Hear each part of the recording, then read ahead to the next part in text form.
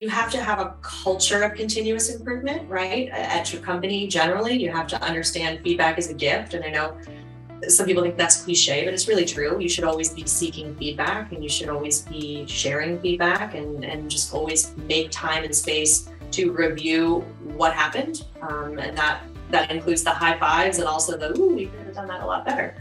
You have to be willing to be transparent about that, and you have to be willing to do it in a respectful, professional way. We're not trying to throw anyone under the bus, but we're trying to really get down to what went wrong here, and there's no blame, but how can we make it better next time?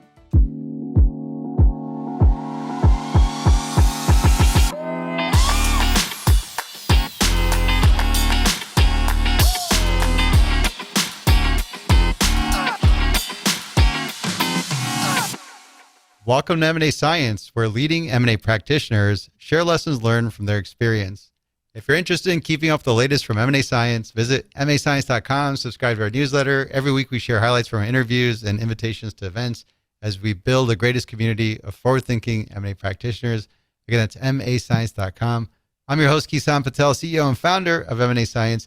Joining me today is Cara Bibbiani, Senior Director, Corporate Development, M&A Integration at Hewlett Packard Enterprise. Hewlett Packard Enterprise is an information technology company that works in servers, storage, networking, containerization software, and consulting and support. Traded on NYSE under HPE. Today we're going to talk about how to perform better M&A integration. Cara, how's it going? Good. How are you? Thanks for having me. I'm doing great. Thanks for taking the time to come hang out. I'm excited for our conversation. Can we kick things off a little bit about your background? Sure. So I lead end-to-end global mergers and acquisitions integration at HPE. I've been with the company since 2016. I've almost exclusively worked on M&A. I spent several years leading the HR, M&A, and management of change work streams for deals, and then came over to corporate development to lead deals overall. And I do that all the way through business day one. I have had prior careers in the nonprofit and entertainment industries, and I think probably the through line in everything I've ever done is I'm always trying to get something new and exciting off the ground. So that's what I'm passionate about. How's the nonprofit entertainment background sort of give you a twist on how you approach things today in your role? That's a great question. I mean, I think the nonprofit space, I just got really used to being rejected, right?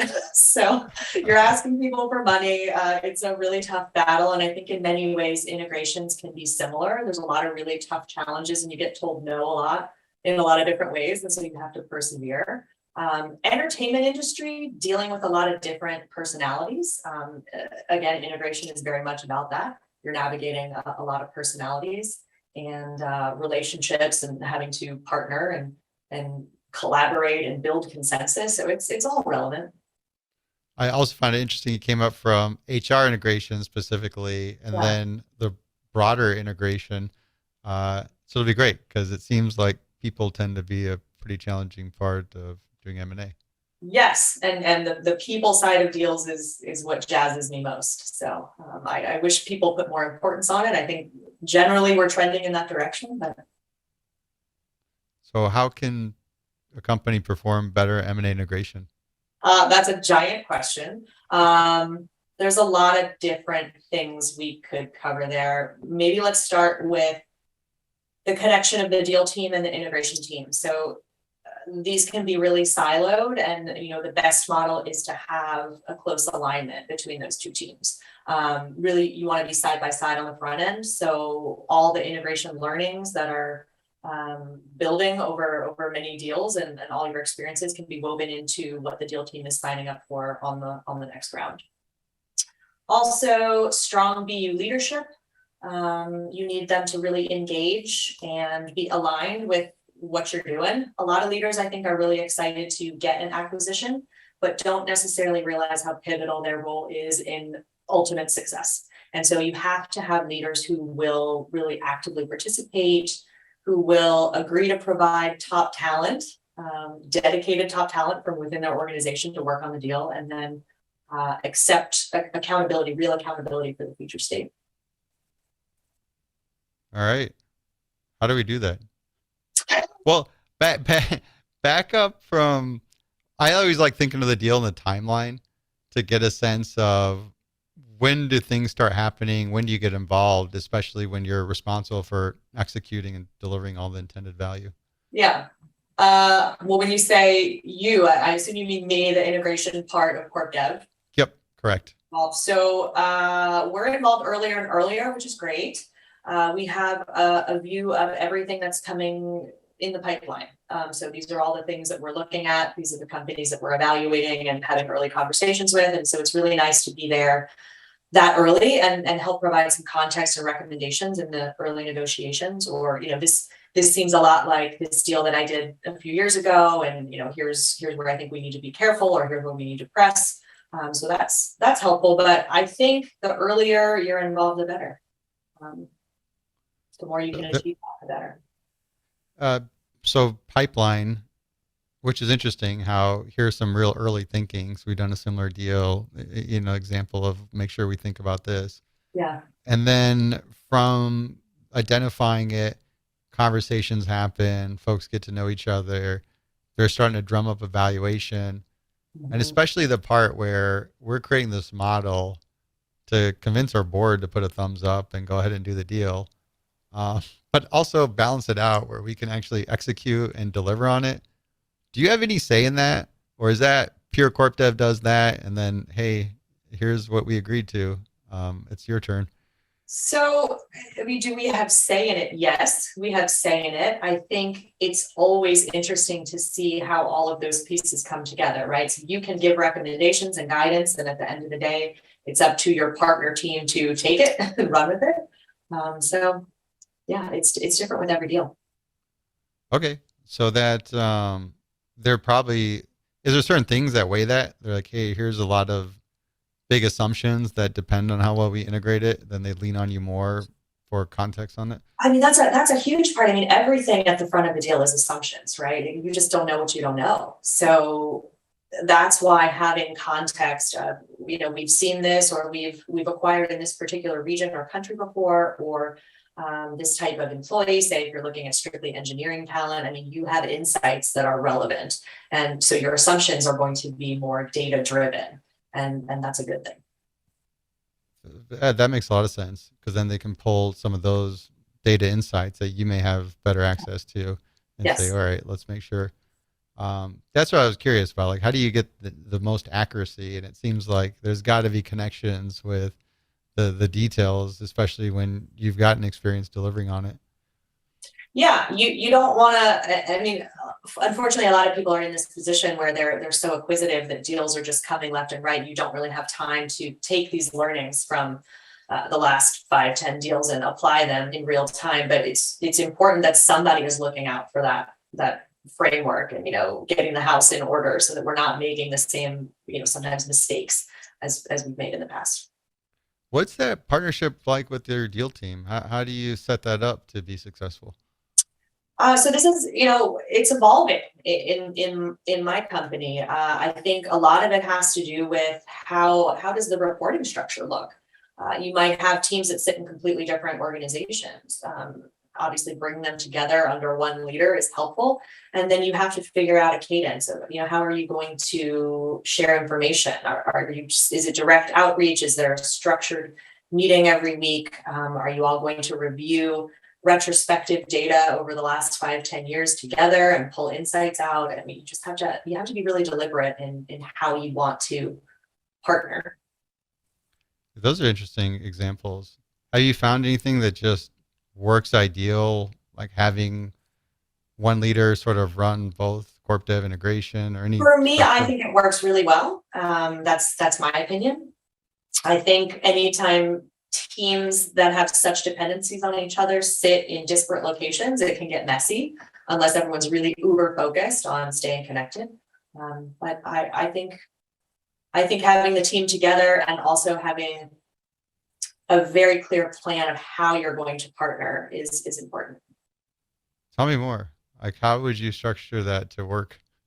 Well, so it can work in a variety of ways, but our team at one point, everyone was in the same staff meeting every week. And so the deal team is talking about their prospects, and then the integration team is talking about the activities of the integration, whether it be ED1 or BD1. And so you're getting both sides of the equation. So the folks on the front end can really see what the folks integrating are dealing with and vice versa. I like that a lot. Like really tying it together with a single meeting. Is that the same thinking or approach when it comes to rolling this information up to executives or others that would actually want to get a sense of what M&A activity looks like? So it's different in with different leaders and in time, but yeah, there's typically some type of cycle where you will review deals overall, and what stage they're in, and kind of the peaks and valleys of how that's going, and hopefully folks are listening and learning, and the next time around everybody is ready to come together and do things a little bit differently if necessary, or continue to do something that we got right. And that reporting would include, here's previously deals we've done, this is how the integration went, and what that looks like. So again, this depends on how your company does reporting, right? So it might be every business unit has a quarterly review cycle where you're just talking about the state of the business in general, and that would include any acquisitions that are coming into that business. You would cover them there. But then there might be other audiences, at the C-suite level of the company who just want a readout on deals. So it really just depends how you choose to do it in your organization. But certainly that's a critical part of getting M&A right, is making sure that you're regularly reviewing and talking about stuff and having the difficult conversations that you need to be having in order to grow and get better. It seems to be the theme with you is the mantra of just continuously improving, like taking lessons learned. And I try. Yeah, what are we all doing if we're not trying to do it better the next time, right? I agree. How I feel about it. Help me think through that. If I'm standing up an M&A function, and then my goal is to get to the maturity at a level that you're familiar with now, what's the approach? How do you create that pace to keep improving? You have to have a culture of continuous improvement, right? At your company, generally, you have to understand feedback is a gift. And I know some people think that's cliche, but it's really true. You should always be seeking feedback, and you should always be sharing feedback, and just always make time and space to review what happened. And that includes the high fives and also the, ooh, we could have done that a lot better. You have to be willing to be transparent about that, and you have to be willing to do it in a respectful, professional way. We're not trying to throw anyone under the bus, but we're trying to really get down to what went wrong here, and there's no blame, but how can we make it better next time? Is there any mechanisms or tactical things you've found to help foster that? Yeah, so if you mean how to have a respectful conversation around difficult things, yes. I usually use a slide or some type of framework at the front. This is kind of the ground rules for this call, right? It's all in the spirit of improvement. Nothing is personal. We want to talk about data and facts. We don't ever want to identify a particular individual or assign something bad to a person. You want to keep it high level, and here's what I saw and experienced, and tell me if that's what you saw, and how can we do it better.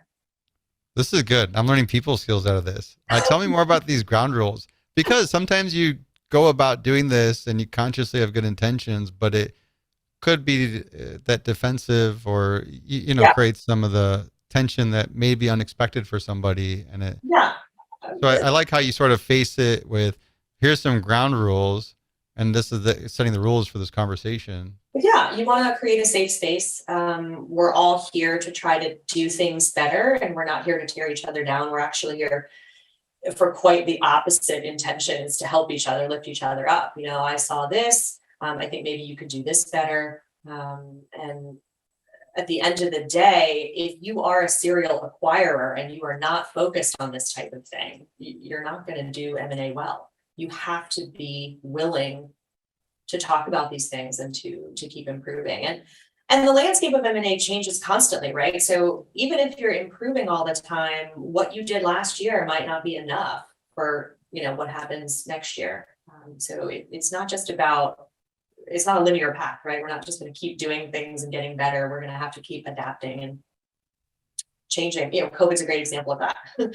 You might have rocked integration before COVID. You had a lot of in-person touch points and big parties to celebrate the integration, and lots of activities and processes that relied on that face-to-face interaction. And so when COVID happened, we all had to switch it up and kind of throw everything out the window and figure out how to do an integration completely, behind your computer, wherever you were. So those are good examples of putting up front what the goal, how we're going to actually objectively do things, because that's what we need to do in M&A. Yeah. COVID went well. I think we were all a little worried about how, what is the experience going to be like to do a deal without getting everyone together, without building those relationships in person, without walking the offices and kind of absorbing the culture of the company that you're acquiring. But I think, honestly, most folks would say it went better than we expected. Did you get a big win out of COVID? Not to like make light of COVID, but just there's one thing that changed for a greater good ultimately that you noticed. I think we got more humanity. I think there was a period where we all knew each other's spouses and dogs and children, and Really? you would see them, on the screen behind them. We're all working from home, so you actually learned a lot more about a person's life and family, and you connected more. You sort of were forced to. And I think that's really good. I don't think we should have a work self and a home self. I think we need a lot more humanity generally at work, and probably definitely during an integration, because it's long hours and really complex, challenging stuff. That's actually interesting. I never thought about it that way. I have felt like the interesting autonomy about how remote works, and it don't really matter where you work from. So now I got team. I don't know where they are. Yeah, it matters to some people, but I think for a lot of people, it's been a win. I agree. For myself, certainly, it's been a win. I was able to move and be with my partner who lived in another state, and get married, and it's always good to be in the same place as the person you love. So that the whole switch to working wherever you want was really beneficial for me. And I'm a happier employee for it. So then the company wins, right? See, there you go. I like that. Which is a whole other topic of how do you manage sort of your remote versus in-person policies, which is we'll save that for another HR discussion. I want to go back to the business unit leaders, because that's a critical component. Right off the bat, do you find they're super on 10 about doing an M&A deal and adding more headcount and revenue, or is it more of, I'm already doing stuff, I got enough on my plate, I'm not trying to be part of this M&A stuff? It's really variable. I mean, some business leaders will be the ones to suggest that we look at a certain target, so they're leading out front. And then others, kind of like you mentioned, will say, hey, we think this would be good for your particular business. And so how it originates can be very different, and that has an impact sometimes on how involved they are. But then there's also just who the leader is generally. Like, what is their work style? Are they really bifurcated, or can they focus on something that's really important? Do they have bandwidth? Do they have resources? I mean, you never know what people are dealing with. And so you can get all different levels of participation and engagement from business leaders. Where's the thinking around this, like through the deal process? Do we sort of get alignment earlier, or do we just kind of get them through LOI and saying, look, let's just get this done? No, we want them there the whole way through. That's the thing. At the end of the day, those receiving businesses are accountable for the success of the deal, and they need to own it. And would I love to get them to write that in blood? Yes, I would. But there's other things that you can do to support that. Something to the effect of having some thresholds, right? Like, these are the things that are kind of deal breakers for us. If you're going to get an acquisition, these are the commitments that we need you to make and the resources that we need you to dedicate to it. And we want to understand how your business is doing generally. Do you have a senior leader who can, go in bed with this new acquisition, really be on the ground wherever they're located? Maybe it's multiple locations. So every company will have a list of criteria, and hopefully have really good, candid conversations with business leaders about their capacity to take on an acquisition. Got it. In an ideal world. And that is interesting. That's where This ultimately goes back to the commitment. It goes back to having it in blood. I think that's what the goal is, and that's where I'm curious about. Do you sort of validate that? Because it is. It's just everybody can do it. It's hard. It's hard to do M&A right. And you got folks that may have never done it and they're ambitious to do it, or some that really don't know and don't care. Yeah. So yeah, I'm just, how do you sort of really make sure you're going to work with somebody that's committed and they are the right person to I see mean, things through? again, you have to really have your set of criteria. These are the things that we must have in order to move forward. And then, whether those folks live up to those commitments, I don't know how much control you have over that. You can certainly be checking in regularly and you can have a governance model that hopefully supports that, but that's a little bit out of your control. Is there anything? Yeah, I mean, it is And tough. that's with anyone at any role in any company, right? You can't necessarily control someone's commitment to the work at hand. I was looking for a better answer. Something, here's the an M&A ready test that you could take and know if this person's really ready to do M&A. Well, I mean, if you're talking about work stream leads, that's a different animal. So I was talking more specifically around business leaders, but if you mean the leaders of individual work streams, right? So you're leader for legal or tax or finance or sales ops. I think companies who are doing this well are selecting top talent for those positions, right? So it's not somebody who has not done M&A before. It's not someone who has 10 other things on their plate. It's a subject matter expert, ideally at a certain level. This is a top performer. So how you resource M&A is really important to the outcome that you're trying to achieve. That makes sense. Anything else to tie together working with a business leader through integration, making that a successful partnership? I think cultural integration tends to be relegated to, oh, that's HR owned.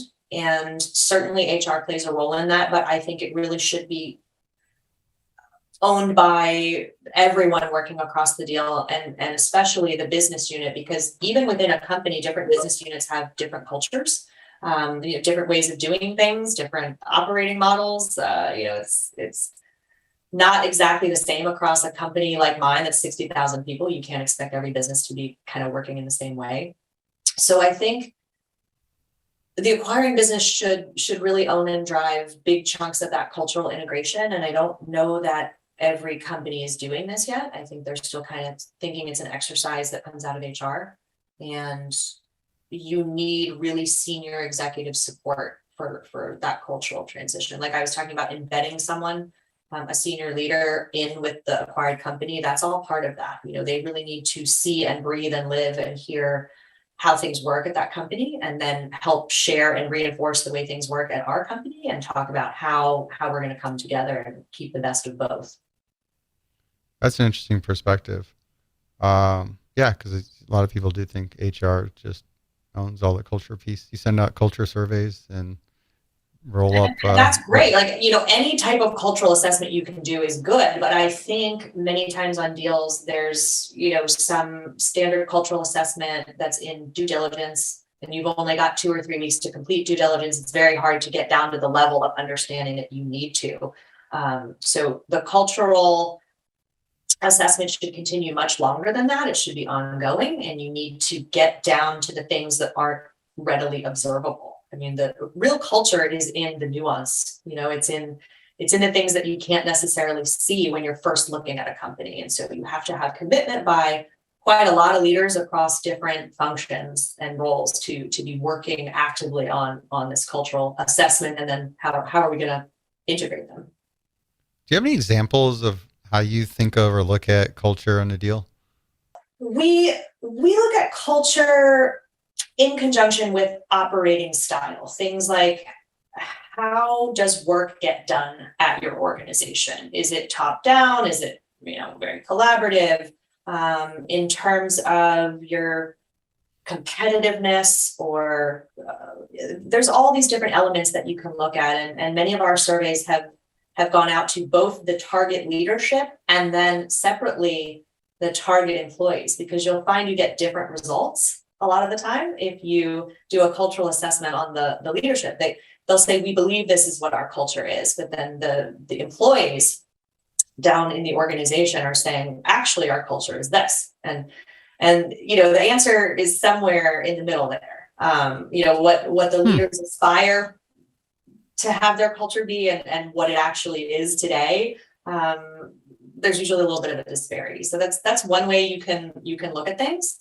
But there's other levers. You can launch an ambassador team. We've done this on deals. You can have the target folks nominate individuals who are just natural influencers, change leaders, open, collaborative, willing to provide feedback. And you launch an ambassador team where you meet with them regularly. You say, what are you hearing? How are employees feeling? What are their misconceptions? What are the open questions that we haven't answered? And all of this stuff is really, really good perspective that you need to have. Yeah, I like the idea of creating the ambassador team because that gives you that feedback, like really directly in from a trustable source in that company. Yeah. And then I also think an external, really objective cultural assessment is important. So I'm not saying that companies can't do this well themselves, but if you're in your company, you're already biased, right? Like it's your company. So there's a little bit of we're doing things the right way or just we're doing things the way we're doing them and that's it. And so you want to make sure that you have a neutral party, in my view, that comes in and can assess both cultures. So it's not just an assessment of the company you're acquiring, it's assessment of both, and then help give you some advice that maybe you wouldn't have thought of because they're an outsider. That's actually really interesting. Do you ever find culture varies quite a bit within an organization? Yeah. I'm just talking about how the business unit has a little bit of a different culture. Yeah. Yeah, I mean, thinking even your organization, 60,000 people, it's a lot, right? Like just, I've seen in a lot of other industries. I've seen with investment banks, different offices, completely different culture. We're 45 employees and even different functions, our marketing team and engineering team, like very different cultures. But I guess there's some commonality you have across the board. Everybody's like nice. Well, yeah, I'm curious, like when you add that complexity to all of this, does that get you to start focusing in certain groups or areas of culture within to say, hey, let's really think through of what the engineering part of this looks like and base it off of where value drivers are? Or is this still more holistic in a broad view of understanding culture? I'm just curious to know if you sort of zoom in and get specific. It's both. I mean, definitely you want to understand overall, how does this organization function? What are their norms? What are their habits? What are the things they hold dear? All of that's important. But then to your point, your marketing team might have a really different dynamic than your engineering team. I mean, likely it will. So in due diligence, you want to try to understand what are the things going on a team level. There might be radical attrition in one area and then everywhere else is pretty stable. So you're like, okay, what's going on over here? And it could be a lot of different things compounded. So it can kind of be this snowball that just gets bigger and bigger and bigger. It's really hard to understand culture on a really granular level, but to the extent that you're able to do it, you should try, because it really is such a crucial part of getting a deal right. Your financial model can be great and you can have great leadership and sponsorship and an awesome plan, but if you don't get the cultural part right, you're in real trouble. What's crazy drama you had to sort out? Crazy drama? What do you mean by that? You'd had just things where you had to really get involved and solve people problems. I think you have to really get involved wherever the problem is. So part of being an integration lead is understanding that there's one team over here that might be struggling. Why are they struggling? And let's get in there and help them. Are they struggling because their leadership isn't giving them the bandwidth and resources to work on this deal?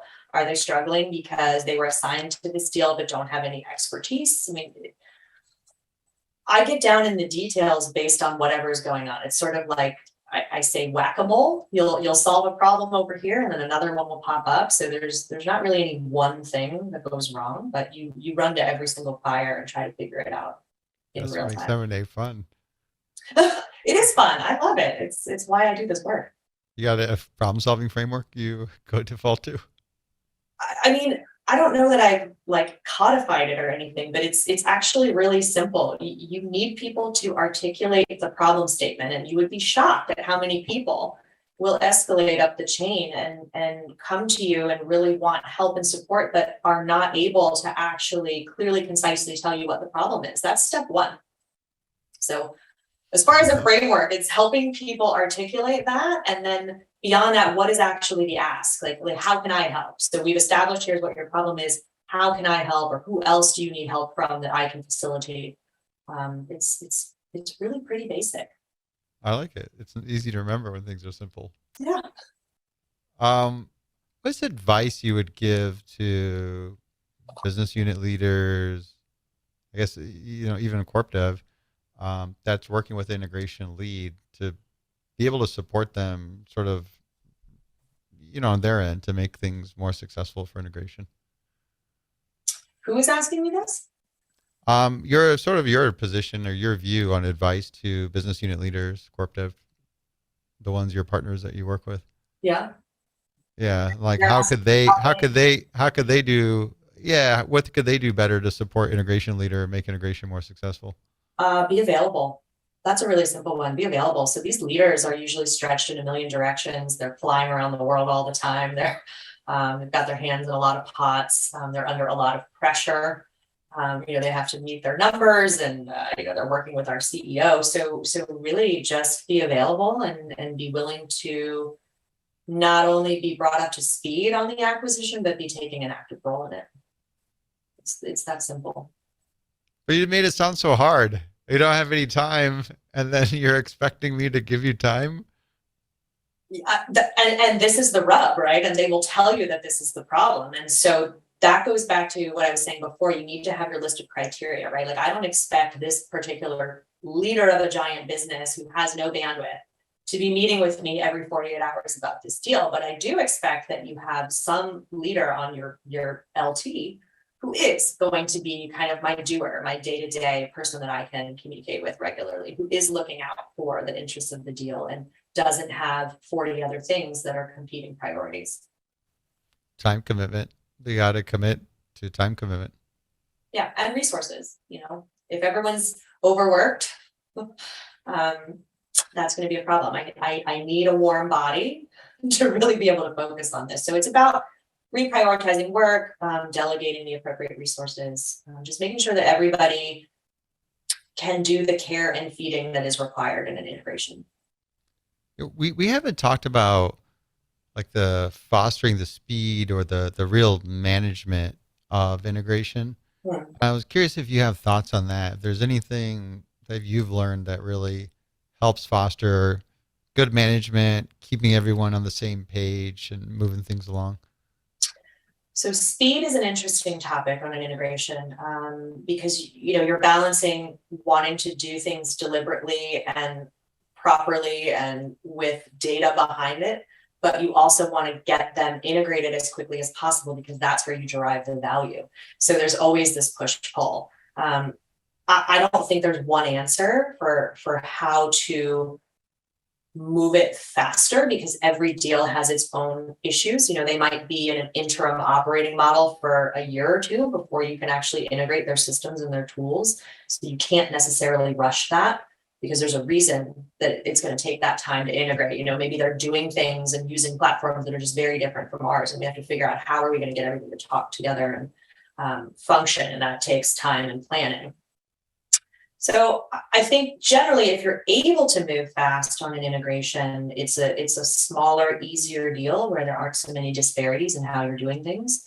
And then you can push faster. And anytime you need to do that, it goes back to the same stuff. You need commitment, you need buy-in, you need good governance. You need everybody in the boat headed in the same direction. A lot of consideration and resource management, it sounds like. Yes. Yeah. And yeah, moving fast without destroying stuff. Let's switch gears, go to the other side of the deal, the people, and how you handle incoming people. Yeah, so from a people perspective, again, diligence tends to be quick. You're trying to get as much information as you possibly can, and it's the most critical information.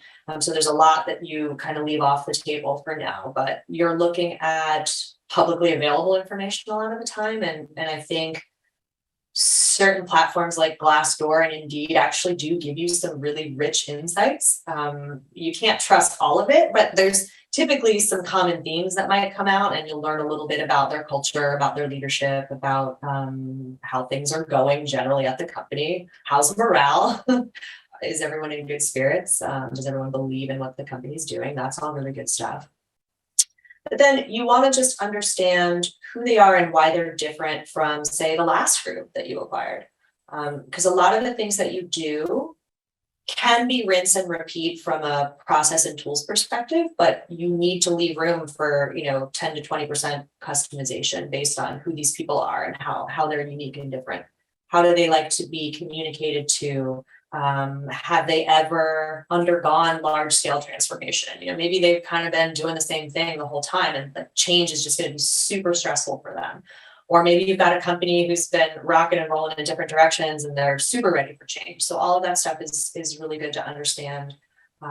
We deploy pretty early surveys to try to understand what are the things that you really value about your company. What do you think is the special sauce? What are those 2 or 3 things that if we broke them or removed them, it would really derail your view of the integration. You want to try to get at all of that stuff as early as possible, and then hopefully close the loop, meaning here's what you told us, and here are some clear actionable things that we're doing about it.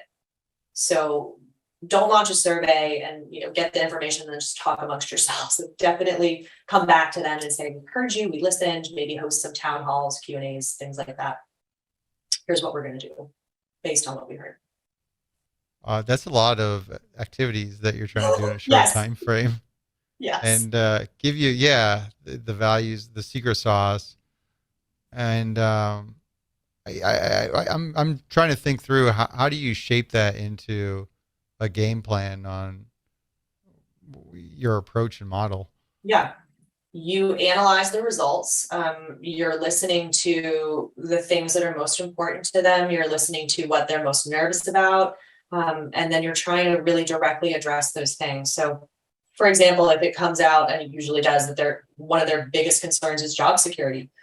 If you have already made the decision of what's going to happen, with offer letters, are we taking everyone? Are we taking some people? We don't know yet. You want to make sure that you proactively communicate as much as you possibly can at the time, because people are worried about this.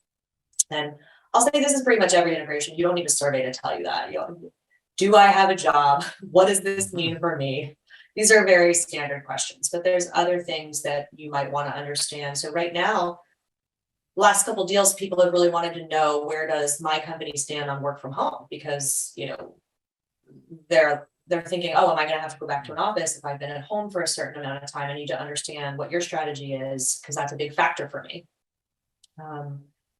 So there's all those things that you want to try to understand, and then work with the business leaders. So here, for example, we heard from folks that they don't understand how they can grow and develop their careers at our company. Okay, so what can we promise to do for them from a upskill perspective, from a career pathing perspective, from a training perspective, so that they know and can see a future here at the company. And then, hopefully you'll get folks to sign off and say, yeah, we'll support that. We'll put some structure around it. Maybe we'll have some brown bag sessions, talk to you about where you could possibly go based on the role that you're in, that type of thing. These are a lot of good things. We do these like CX exercises to get it from the customer's perspective. Can we do like a EX employee experience? Yeah. Like walk me through what an ideal employee experience would be from the target side. Yeah. I think that's important. Again, just open communication. You have to make sure that you're talking to these people and that you're listening to, as I said before, both the leadership and the employees, because the leadership might think things are a certain way, but the employees are actually the ones who are living that. And so it might be a little bit different. So you have to come together between those two. It sounds like a lot of this, you're working with the leadership on their side And then ultimately they're the ones that are more directly providing the experience. Here's a communication. Here's some of the questions that you want answered about what the big changes are, who's got a job, who doesn't have a job. Depends on where you are in the deal, right? So before deal close, yes, a lot of that is going to fall to the target company because we can't technically directly communicate with their employees. But then after that, really deal close is when the floodgates open and we're allowed to communicate. And that's when my company at least launches an onboarding site, and we host webinars, and we really begin that communication plan, and start regularly communicating. Here's the roadmap. Here's where we are along the roadmap. Here's what you can expect in the next week or two. Here's what we need from you, etc. Before close, mainly planning, working with that leadership team, gathering the information you referenced, be able to have that. And then comes close, essentially you're working with the leadership team around a lot of the components of what they're communicating about the deal.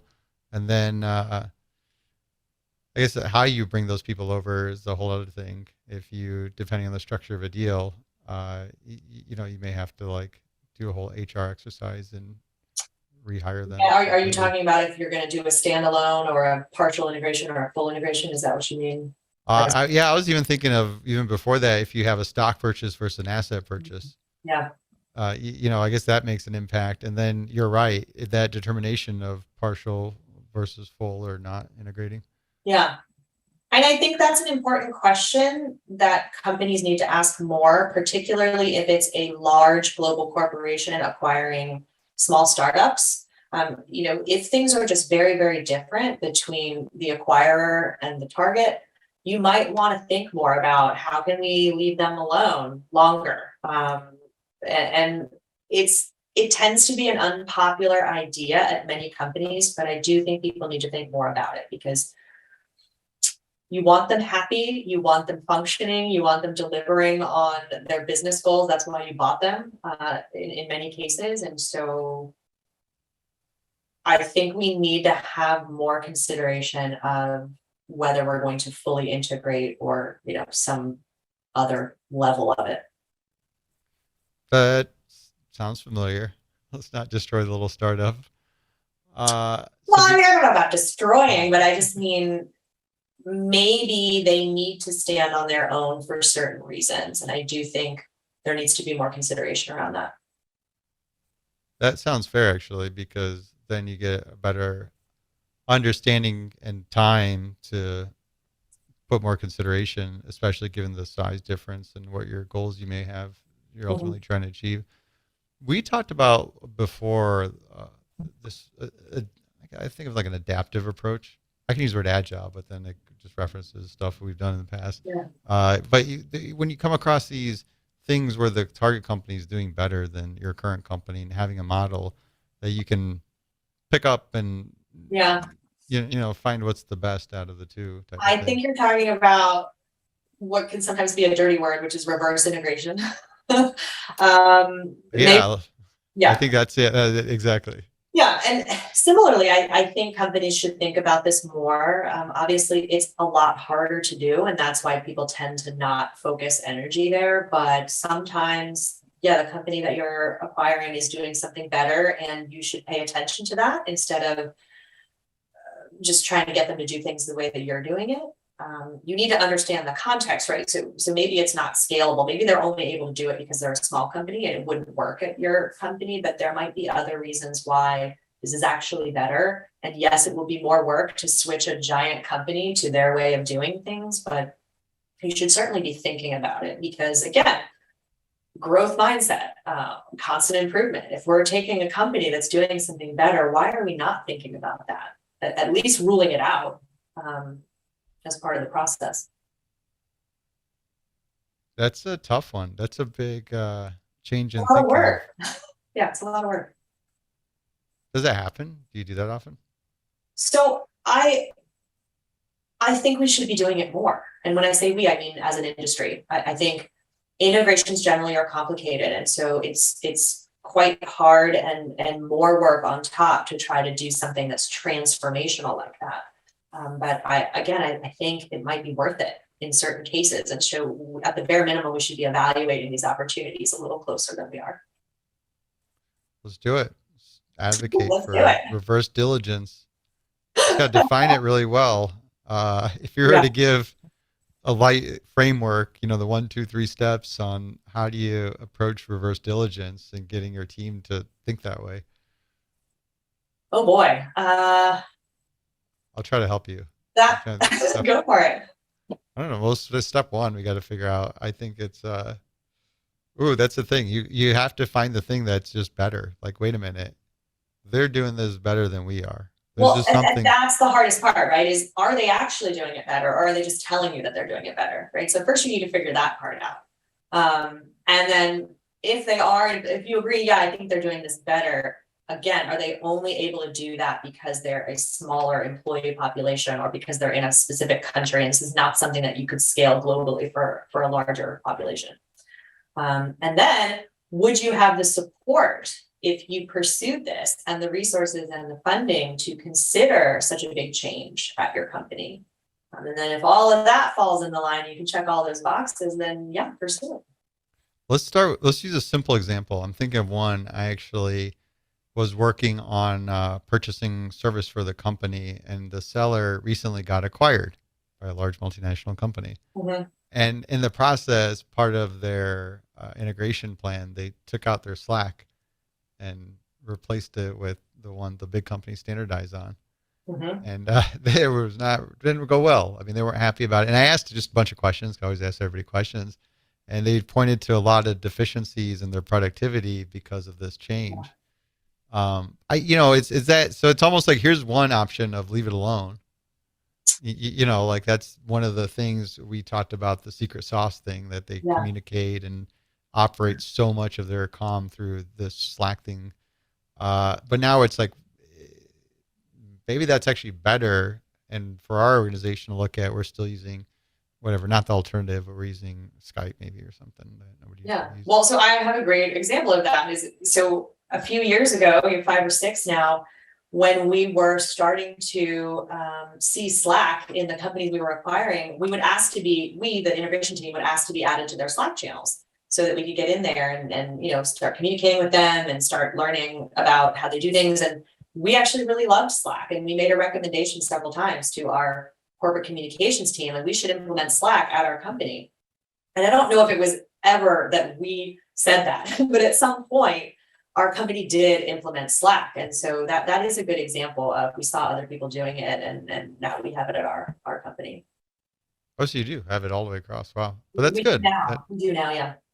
But you make a great point, because the collaboration tools are a really tricky piece of this.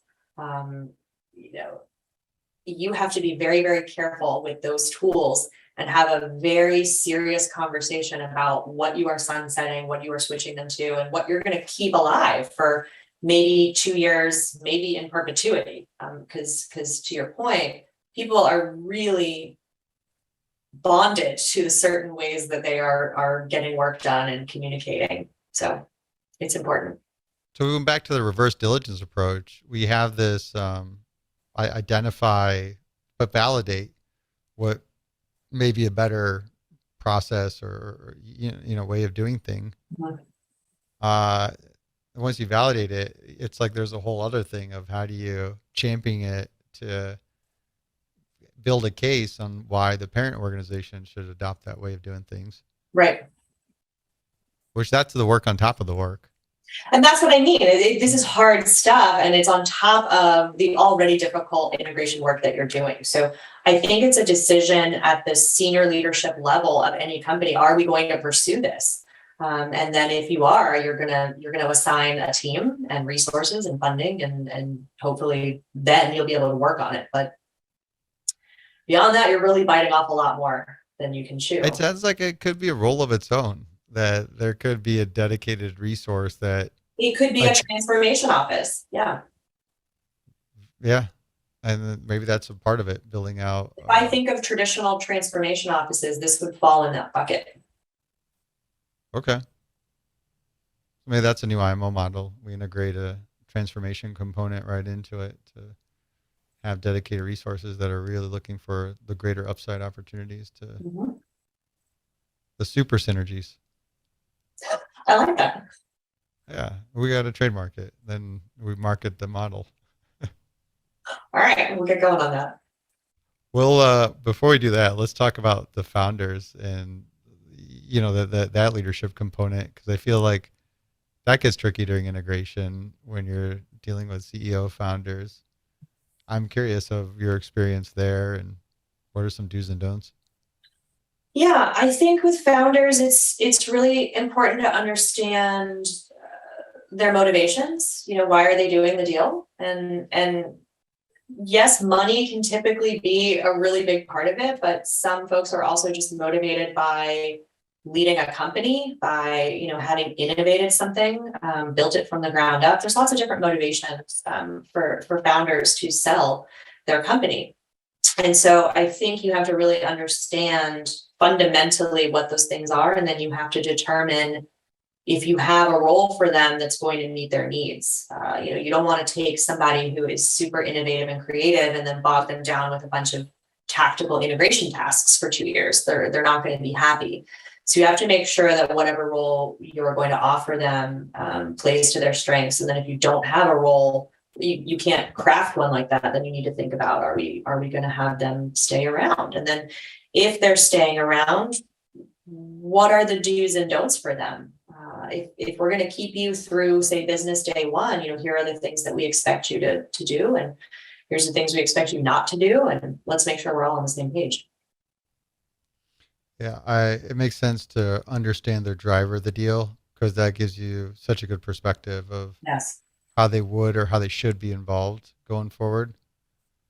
Um, do you prefer doing integration with or without founder CEO? That's really specific to the company and the founder. In the back of my head, I asked it, and I'm like, I don't love that answer, but it's honestly the truth.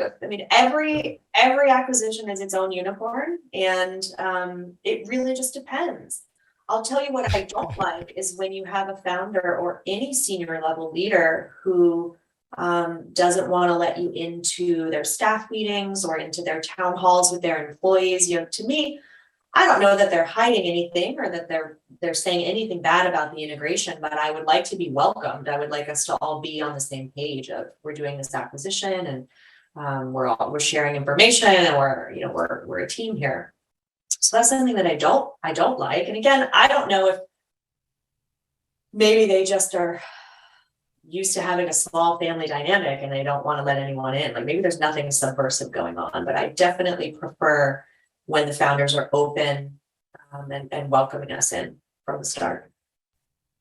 It's good. It's a big change. I try to imagine it sometimes and don't know how I deal with it. Yeah. Just, the shift and losing a lot of the autonomy. It sounds like a lot of the autonomy, but I don't know.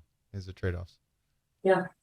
Another conversation to expand on. But thinking of the leadership in general, the retention of them, there's defining what that post-close role is going to look like. But are there other approaches you're taking for the retention strategy? Yeah, in the last few years, especially, it's a lot bigger than just money. Money is always great. Money is always motivating, but there are bigger things going on in the world. People, especially younger generations, care about where you stand on environmental and social issues. That's really important. I was talking about, career pathing. A lot of folks want to know that they have a path and it's actually laid out for them. It's articulated. They're not going to have to try to claw their way to some next level or new role. There's a lot of levers that you can pull that are not financial. And so you need to make sure that your strategy includes a lot of those things. Trust is a big one. If you have leadership that they can trust right off the bat, they feel like they're being candid and straightforward with them, they feel like they're bringing them in on this shared vision of the future, that's really important. I was talking about communicating your expectations around offers, who's going to have a job. If you wait too long to communicate something about that, people aren't going to stick around to see what the offer is. So there's a lot of things that are really important that I would say are more on the soft side in getting people to stick around. Are there any big company perks that incentivize leaders to really stick around? Well, Like, you have to be able to communicate those, right? So, at our company, we have an amazing maternity and paternity leave policy. We have, 6 months for both moms and dads. And that at the time we rolled it out, not many companies were doing that. So that's one thing that we really push. Then you want to kind of gather what are those things about your company that are value add for a small company, because we already know there's some things that are not going to be so great for a small company coming into a large company, but what are the things that you can really offer them? And career development and growth is one of them. So it always stresses me when people say they couldn't see a future at the company. And I'm thinking, you definitely had a future at our company. There's more job opportunities at our company than you could have ever imagined. So that's on us in not communicating it and not hosting sessions where you were able to get the information in the direction that you needed. no private jet access? There is no private jet access. All right. No, All right. Fair no. enough. What's the biggest challenge during integration? The biggest challenge during integration. I'll say something that's pretty recent. We have seen a lot of turmoil just geopolitically in the world in the last year or so. We had COVID, we had the war in Ukraine. So I think that's adding another layer of complexity to integration, especially cross-border integration. That's very challenging. You have to be anticipating what might be happening in a region. We never would have thought that we would be unable to get parts for laptops last year, just supply chain issues. We never would have thought about that. And that did impact our ability to get new devices out to our acquired employees. It's something we hadn't planned on. We had some contractors in Ukraine when the war began, and we hadn't anticipated having to support them or help them in very serious matters and figure out how that work was going to get done while we were helping them. And so I think one major challenging thing in the last couple of years is trying to anticipate what's going to happen and what your contingency plans are. That's huge. Yeah, that's you're right. A lot of big changes and dealing with the unpredictable. Cara, what's the craziest thing you've seen in M&A? Craziest thing I've seen. I don't know how crazy it is. I would say probably not aligning your inputs to the outputs that you hope to achieve. And by that, I mean, if you're acquiring a lot and you want to do it really well, if it's the crux of your go forward strategy, M&A is just a massive component of it, and you're not structuring M&A in a way that supports that, meaning you don't have enough bodies, you don't have enough funding, you don't have enough of anything to get the results you're looking for, that just doesn't make sense to me. So in a way, that's crazy.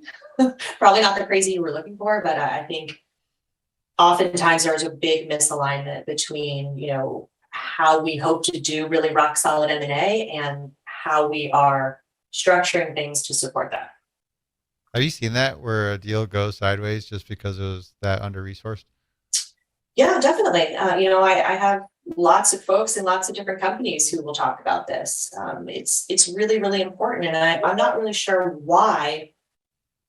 Again, you've got this misalignment. I'm not sure where that comes from. It's probably just being cost conscious. I don't know. But at the end of the day, again, it is super, super important to your company that you drive really successful M&A. We already know that doing successful M&A is very hard. So why not put your best foot forward and give just a rock star team and make sure that the incentives and the structures there are supporting good outcomes. That's a good point. Well, I'm publishing a book closer to the end of the year on standing up an M&A function. So you'll have to give me feedback to make sure Sure. I have the right perspective on how you staff a deal and incentivize it. And Sure. probably need to revisit our Yeah. current manuscript. Cara, thank you so much for the time today. I enjoyed this conversation. I appreciate you helping me become a better M&A scientist. Absolutely. I enjoyed being here. Thank you. Till next time, here's to the deal.